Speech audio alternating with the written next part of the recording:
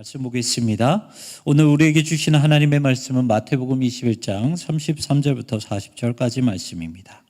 우리 한 절씩 함께 교독하겠습니다. 다른 한 비유를 들으라. 한 집 주인이 포도원을 만들어 산울타리를 두르고 거기에 집자는 틀을 만들고 망대를 짓고 농부들에게 새로 주고 타국에 갔더니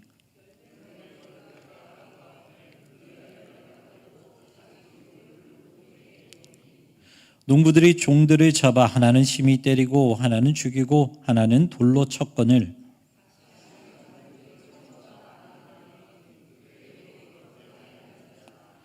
후에 자기 아들을 보내며 이르되 그들이 내 아들은 존대하리라 하였더니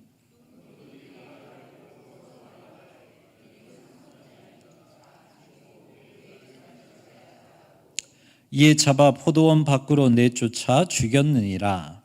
그러면 포도원 주인이 올 때에 그 농부들을 어떻게 하겠느냐. 아멘. 웹툰을 원작으로 한 드라마 중에 조금은 지났지만 재벌집 막내 아들이라는 그 드라마를 아마 많이 보셨을 것입니다. 극 중에 나오는 이 기업 회장이 있죠. 그 기업 회장이 자신과 가장 많이 닮은 손주에게 이렇게 같이 이야기를 할 때 자신이 어떻게 이 기업을 이만큼 성장시키고 그리고 다른 사람에게 빼앗기지 않았는지에 대해서 이유를 말을 해주는데 자신에게는 오장육부가 아닌 또 다른 세 개의 심장이 있었다라고 하더라고요. 마음이 있었는데 하나는 욕심, 또 다른 하나는 의심, 그리고 또 다른 하나는 변심. 욕심과 의심과 변심, 이 세 가지를 가지고 기업을 일으켰고 지금까지 자신이 회장의 자리에서 물러나지 않았다라고 가르쳐주는 장면이 있었습니다. 회장이 되기 위해서는 가장 먼저 돈에 대한 욕심이 있어야 되고 그리고 그 누구도 믿지 않는 의심이 있어야 되고 그리고 자기가 원하는 것은 언제든지 차지하기 위해서 쉽게 배신할 수 있는 변심이 있어야 한다라는 것이죠. 그런데 가만히 생각해 보면 이런 것들은 어떠한 부유한 사람들이나 기업의 회장이 아니라 사실 이 마음들은 우리 안에도 다 있는 마음인 것 같습니다. 더 많은 것들을 얻기 위해서 우리 안에도 역시나 욕심이 있고 그리고 그 욕심을 위해서 얼마든지 사람을 의심하고 사람들에게 변심할 수 있는 그 사람들이 바로 우리라는 것이죠. 그래서 좋은 사람은 실력이 좋고 나에게 잘해주는 사람이기보다는 성실하고 변함이 없는 모습으로 끝까지 가는 사람이 정말 좋은 사람인 것 같습니다. 오늘 본문은 포도원 농부에 대한 비유입니다. 어떤 포도원 주인이 오랜 시간 이 타국을 가게 되었어요. 그래서 포도원 농부들에게 자신의 모든 그런 포도원을 맡기고 다른 나라로 가게 되었죠. 그리고 한참 시간이 지나고 난 뒤에 열매를 거둘 때에 자신이 그런 가꾼 그 포도원의 열매의 소출을 받기 위해 종들을 보내게 됩니다. 그리고 그때 오늘 본문의 사건이 일어나게 되죠. 이 당시 팔레스타인 지역에는 주인은 따로 살고 농부들에게 세를 맡기는 부재 지주제도라는 것이 있었습니다. 그래서 예루살렘 사람들뿐만 아니라 해외에 있는 다른 이방인들도 돈이 많기만 한다면 이 이스라엘 땅에 포도원을 사서 농부들에게 맡기는 일이 허다했다라고 합니다. 오늘 본문에 나오는 주인도 비슷한 상황인데요. 오늘 본문 33절의 말씀을 보면 이렇게 기록합니다. 다른 한 비유를 들으라. 한 집 주인이 포도원을 만들어 산울타리로 두르고 거기 집자는 틀을 만들고 망대를 짓고 농부들에게 새로 주고 타국에 갔더니 지금 포도원 주인은 포도원을 만들 뿐만 아니라 포도주 즙을 짜는 모든 틀 그리고 망대까지 모든 것을 완벽하게 만들어 놓고 그것을 자신이 채용한 농부들에게 맡기고 자신이 살던 곳으로 돌아갔다라는 것이죠. 이 당시 토지 임대 방식은 세 가지가 있었다라고 합니다. 첫 번째는 하나는 수확물의 일부를 받는 것이고 그리고 또 하나는 이제 수확물이 거두어지면 이 주인이 농부들에게 그 일부를 나눠주어서 농부들도 경작할 수 있도록 도와주는 것이고 그리고 세 번째는 임대료를 받는 그러한 방식이었다라고 해요. 그리고 이 계약 기간은 1년이 될 수도 있고 평생이 될 수도 있고 심지어 세습되기도 했다고 합니다. 이 사실 포도원 주인의 입장에서는요, 그냥 땅만 빌려주고 너희가 포도원을 만들고 포도즙을 짜는 기계도 만들고 망대도 만들고 너희가 다 알아서 해라 라고 맡길 수도 있지만, 오늘 본문에 나오는 포도원 주인은 너무 착하고 너무 선한 주인이었어요. 그래서 모든 것들을 다 만들고 나서 모든 것들, 모든 권한을 이 농부들에게 맡기고 떠났다는 것이죠. 그리고 오늘 본문에는 나와 있지는 않지만 이 포도원 주인은 사실 특별한 일이 아닌 이상 농부들에게 평생 포도원을 맡겼을 거라 생각이 듭니다. 그렇기 때문에 농부들은 그냥 포도원에서 열심히 일하고 때에 맞게끔 소출을 주인에게 주기만 하면 되었다라는 거죠. 하지만 농부들은 주인을 배신하죠. 자신의 욕심을 채우기 위해 변심을 했다라는 것입니다. 주인의 때가 되었을 때 열매를 받기 위해 종들을 보냅니다. 하지만 농부들은 종들을 잡아서 때리고 그리고 돌을 던지고 심지어 죽이기까지 했죠. 사실 이 모습만 봐도 주인은 포도원 농부들을 모두 다 해고시키고 그들을 고발하면 되었습니다. 그런데 바로 그러지 않고 주인은 그들을 용서하고 또 다른 종들을 보내게 되죠. 이 오늘 보면 36절을 보면 다른 종들이라고 되어 있는데요. 이 말의 원어적인 의미는 더 많은 종들을 보냈다라는 것을 의미합니다.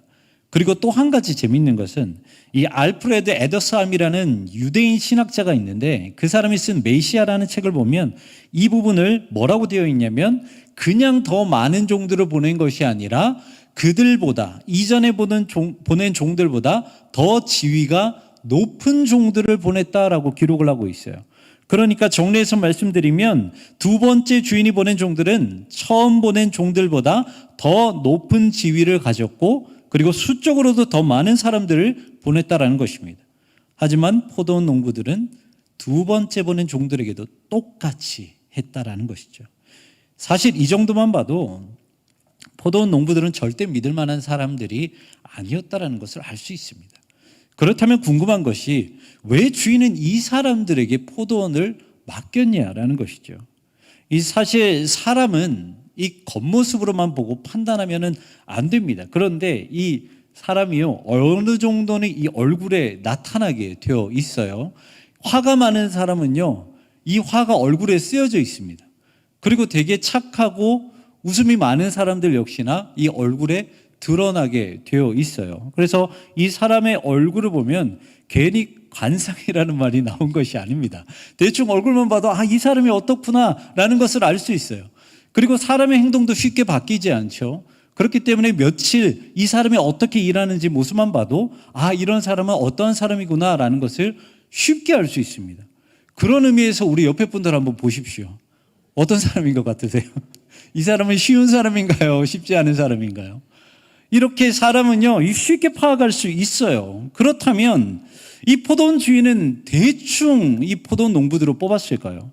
이 막상 포도원을 만들고 보니까 일할 사람이 없어서 그냥 이 사람 저 사람 이렇게 데리고 와서 포도원의 농부로 고용을 했을까? 설교를 준비하면서 저는 이 부분이 되게 좀 궁금했습니다. 여기에 나오는 포도원 농부들은 과연 어떤 사람들이었을까? 그러다가 딱 생각한 것이 오늘 본문 바로 이전, 그러니까 마태복음 20장의 말씀을 보면 포도원 농부에 대한 말씀이 한 가지가 더 나와요. 그래서 저는 그 말씀을 같이 묵상해 봤습니다. 마태복음 20장을 보면 포도원 주인은 일꾼들을 고용하기 위해 새벽 일찍부터 장터로 나갑니다. 마태복음 20장 1절에 보면 이렇게 기록하고 있어요. 천국은 마치 품꾼을 얻어 포도원에 들여 보내려고 이른 아침에 나간 집주인과 같으니 라고 기록하고 있습니다. 이른 아침부터 주인이 나갔다라는 것은요, 포도원에 그만큼 할 일이 많다는 거예요. 그래서 주인은 일꾼을 구하러 한 번 나가는 것이 아니라 무려 5번을 나갔다라는 것입니다.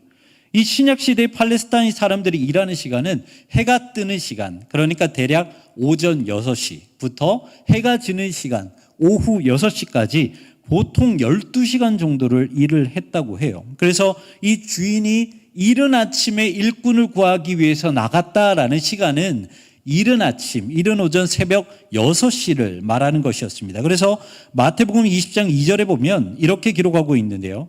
그가 하루 한 데나리온씩 품꾼들과 약속하여 포도원에 들여보내고, 그러니까 일찍 새벽 6시에 주인이 나갔을 때 장터에 이미 일하기 위해서 나온 사람들이 있었다라는 것입니다. 이 주인은 이미 그들을 먼저 불러서 농부로 채용을 했다라는 것이죠. 그런데 그 한 번으로 그치지 않고 계속해서 이 주인은 장터로 나가게 됩니다. 이제 3시, 6시, 9시, 11시, 현재 시간으로 말하면 오전 9시, 12시, 오후 3시, 오후 5시 이렇게 더 4번이나 더 나갔다라는 거예요. 그러니까 일이 너무 많아서 계속해서 밖에 나가서 일꾼을 구할 수밖에 없었다는 것입니다. 그런데 여기에서 생각해 봐야 될 것이 있어요. 포도원 주인은 오전 9시부터 오후 5시까지 계속 장터에 나가서 일꾼을 채용했는데 이 사람들은 과연 자격이 되어서 채용을 당했을까요? 능력 있고 성실한 사람들은 예나 지금이나 바로 채용되거나 아니면 한 직장에 고용되어서 매일매일 출퇴근을 하면서 일을 했습니다. 이 말을 반대로 하면요, 오전 9시부터 5시까지 채용된 사람들은 그렇게 성실하지도 않았고 자격이 되지도 않았다는 거예요. 마태복음 20장 3절에 보면 이렇게 기록하고 있습니다. 또 제3신이 나가보니 장터에 놀고 서 있는 사람들이 또 있는지라. 9시부터 채용되는 사람들을 뭐라고 하고 있냐면 장터에 놀고 있는 사람, 그러니까 일이 없어서 게으르고 놀고 있는 사람, 이렇게 말을 하고 있다는 거예요. 제가 대학교 1학년 때였습니다. 이 대학교 때면 이것저것 이 돈 나갈 때가 많잖아요. 이제 1학년 때 얼마나 많이 놀고 싶겠습니까? 저도 막 방학 때 친구들이랑 놀러 가고 싶고 공부하는 것보다 노는 게 더 좋았던 저라서 이제 어쨌든 돈을 벌어야 됐어요. 그때 여러 가지 일을 했지만 방학 때 아르바이트를 해서 가장 돈을 많이 벌 수 있는 방법은요, 과외도 아니에요. 어디 나가서 일하는 것도 아닙니다. 그 방법이 무엇이냐면 인력사무소에 나가는 거예요. 그래서 저는 돈을 벌기 위해서 매일 새벽에 일어나서 인력사무소로 나갔습니다. 보통 새벽 5시에 나가요. 그러면 빨리 나가는 것 같지만 거기에 미리 나오셔서 이름을 적어 놓으시고 믹스커피를 마시고 기다리시는 어르신들이 되게 많아요. 그래서 저는 그분들과 함께 이야기를 하면서 정말 인생에 대해서 많이 배웠는데요. 이런저런 어떻게 살아오셨는지 그 이야기를 하면서 정말 이 커피 한 잔에 여러 가지를 배울 수 있었습니다. 그리고 나서 시간이 딱 지나고 오전 7시가 딱 되잖아요. 그러면은 이제 그때부터 차가 한 대씩 들어오게 돼요. 그리고 그 인력사무소에서 일하시는 분들이 이름을 하나하나, 먼저 적은 이름을 하나하나 부르시면서 여기로 가시면 됩니다, 저기로 가시면 됩니다, 하나하나 일자리를 만들어줘요. 그런데 여러분, 일찍 와서 그 이름을 먼저 쓰면은 채용이 바로바로 될까요? 그게 아니에요. 일찍 온다고 해서 되는 게 아니고요, 현장에 맞는 자격이 되어야 갈 수 있는 거예요. 저와 제 친구는요, 돈을 제일 많이 주는 건설 현장에 가고 싶었어요. 정말 너무 가고 싶어서 거기 사장님한테 진짜 친해지면서 좀 이렇게 사정했는데 결국은 못 가게 됐거든요. 이 못 가게 된 이유가 나이가 너무 어리고 건설 현장에 대해서 경험도 없고 관련 자격증이 없다라는 이유로 못 들어가게 되었어요. 그러니까 하루하루 인력사무소에 나가서 일하기 위해서는요, 새벽 일찍 일하러 나가는 부지런함도 있어야 되고, 그리고 회사에서 원하는 자격 조건이 되어야지만이 일을 할 수 있었다라는 거예요. 그런데 마태복음 20장에 나오는 일꾼들은 어떻습니까? 제 시간에 들어간 농부들을 제외하고는 조건에 맞는 사람들은 단 한 사람도 없었다라는 거죠. 부지런하지도 않았고요, 자격도 되지 않아서 그냥 놀고만 있었다라는 것입니다. 그리고 오후 5시까지도 일을 구하지 못했다라는 것은 어쩌면 이 사람은 채용해봤자 손해만 본다라는 것이죠. 그렇게 아무런 자격이 없었다라는 것입니다. 그런데 포도원 주인은 오전 6시가 되었든 오후 5시가 되었든 이를 구하러 나오는 일꾼들을 한 사람도 빠짐없이 모두 채용했다는 거예요. 그것도 모두 똑같이 한 데나리올이라는 똑같은 채용 조건을 가지고 그들을 뽑았다라는 거예요. 그렇다면 일꾼들 입장에서는 여러분 어떻게 해야 됩니까? 감사하며 일을 해야 하죠. 자신을 채용해 줬다라는 이유만으로도 해야 합니다. 그리고 오후 5시에 온 사람들은 더더구나 감사하면서 일을 해야죠. 하지만 그들은 어떻게 했습니까? 마태복음 20장 11절과 12절 말씀입니다. 받은 후 집주인은 원망하여 이르되 나중은 이 사람들은 1시간밖에 일하지 아니하였거늘 그들을 종일 수고하고 더위를 견딘 우리와 같게 하였나이다. 처음에는 채용해 주셨다라는 감사함으로 열심히 일했을지는 모르겠지만 시간이 지나고 늦게 포도원으로 들어오는 다른 일꾼들을 보면서 먼저 들어온 사람들은 주인과 약속한 그 모든 조건과 감사함은 다 잊어버리고 자신들의 욕심으로 채워가면서 처음에 감사한 그 마음이 변심으로 계속해서 바뀌게 되었다는 거죠. 그리고 결국에는 주인을 원망하게 되었다는 것입니다. 예수님이 포도원 일꾼에 대해서 이야기하신 이유는요, 여러분 사실 그 전에 기록된 자신의 재물 때문에 천국을 놓쳐버린 그 부자 청년 때문에 이 이야기를 하신 거예요. 예수님은 부자 청년의 모습을 보고 부자가 천국 들어가는 것이 얘들아 이렇게 어려운 거단다. 자신의 재물, 자신의 욕심 때문에 모든 것을 다 가지고 율법마저도 알고 있었지만 그 욕심 하나 때문에 천국에 들어가지 못하는 저 부자 청년의 모습을 봐라. 얼마나 안타깝고 불쌍하느냐. 제자들에게 예수님은 이 말씀하셨다는 거예요. 그런데 그 뒤에 기가 막힌 이야기가 나옵니다. 부자 청년의 이야기가 끝나고 나서 예수님이 마음 아파하시는데 더 마음 아픈 것은 예수님의 수제자라고 하는 베드로가 뭐라고 말했냐면 마태복음 19장 27절에 이렇게 말하고 있어요. 이에 베드로가 대답하여 이르되 보소서 우리가 모든 것을 버리고 주를 따랐사온데 그런즉 우리가 무엇을 얻으리까? 예수님은요 지금 바로 이 얼굴 앞에서 대면하면서 봐라, 부자 청년이 욕심 때문에 천국을 소유하지 못하고 있어. 그런데 그 이야기를 바로 듣고 나서 베드로가 뭐라고 했냐고요? 저는 하늘에서 무엇을 얻을 수 있겠습니까? 욕심에 사로잡혀서 베드로는 예수님이 무슨 말을 했는지 전혀 알아듣지 못했다라는 그 말입니다. 이 부분을 가지고 메시아라는 책에서 뭐라고 했냐면 예수님이 베드로의 모습을 보고 이 땅에서 인자가 머리 둘 곳이 없다라고 말씀하실 법도 하였다라고 말을 하고 있어요. 이해되십니까? 예수님께서 자신과 함께한 수제자라고 한 그 녀석, 그 베드로가 그렇게 말씀하시는 것을 보면서 이 땅에 인자가 머리 둘 곳이 없다라고 예수님이 말씀하실 법도 했다라고 이 메시아라는 책에서는 기록을 하고 있다라는 거예요. 여러분 원래 인자가 머리 둘 곳이 없다라는 말은 예수님은 이 땅이 아니라 하늘의 영광을 위해 오신 분이기 때문에 세상의 것에는 미련이 없다라는 이런 말이었어요. 그런데 이 책에서 말하는 인자가 머리 둘 곳이 없다라는 것은 예수님이 이 땅에 마음 둘 곳이 한 곳도 없었다라는 것이죠.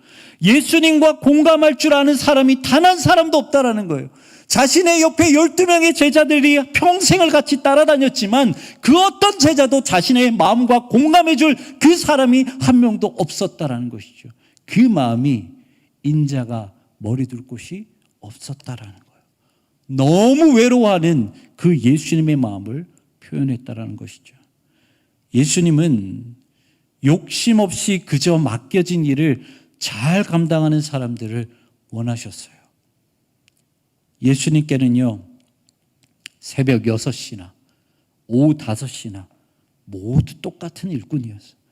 그저 예수님이 바란 것은 포도원에 들어가서 그냥 함께 즐겁게 일하는 것, 한 데나리온을 받든 그것보다 많든 그것보다 적든 그것과 상관없이 우리 주님과 함께 즐겁게 일하는 것, 예수님이 바라시는 것은 그거 하나밖에 없었다는 것이죠. 오늘 본문에 나오는 포도원 주인도 마찬가지였어요. 포도원에서 욕심 없이 즐겁게 일하는 것. 그래서 포도원 주인이 왔을 때 서로가 행복하게 맞이하고 서로가 풍성한 열매를 나눌 수 있는 것, 이것 하나 바라고 이 포도원 주인은 아무것도 바라지 않고 농부들을 뽑은 것이었습니다. 하지만 그들 안에는 무엇이 있었습니까? 자신을 믿어준 주인에 대한 마음이 아니라 자신들의 욕심을 채우려는 그 마음밖에 없었죠. 그래서 그 욕심을 채우기 위해 주인이 보낸 종들을 폭행하고 죽인 것이었습니다. 하지만 그럼에도 불구하고 주인은 마지막으로 종들에게 한 번 더 기회를 주시죠. 이번에는 자신과 같은 권위를 가진 아들을 보냅니다. 본문 37절입니다. 후에 자기 아들을 보내며 이르되 그들이 내 아들을 존대하리라 하였더니, 여러분 오늘 본문 말씀을 잘 보면요, 포도원 주인이 3번에 걸쳐 사람을 보냅니다. 처음에는 그냥 종들, 그리고 더 많은 종들, 그리고 마지막에는 자신의 아들을 보내게 됩니다. 그런데 이 모습을 잘 보면요, 점점 가면 갈수록 주인의 마음을 닮은 사람들을 보내고 있다는 것을 알 수 있어요. 처음에 보낸 종들보다 두 번째 보낸 종들이 주인의 마음을 더 잘 아는 사람들이었고요. 그리고 두 번째 보낸 종들보다 마지막으로 간 아들이 주인의 마음을 더 잘 아는 사람이었다라는 거예요. 무슨 말이냐면 처음부터 주인에게는 소출이 중요한 게 아니었다는 것이죠. 여러분, 주인이 먹을 게 없어서 종들을 그렇게까지 많이 보내고 아들을 보냈겠습니까? 아니죠. 주인이 종들을 보내고 아들까지 보낸 것은 포도원 농부들이 주인의 마음으로 포도원을 잘 운영하고 있나, 주인과 마음을 같이 하고 있나, 그것을 살펴보기 위해서 그 많은 사람들을 보냈다는 거예요. 하지만 그들은 주인의 마음은 전혀 모른 채 자신의 욕심만 가지고 있었죠. 그래서 상속자인 아들마저도 죽인 것이었습니다.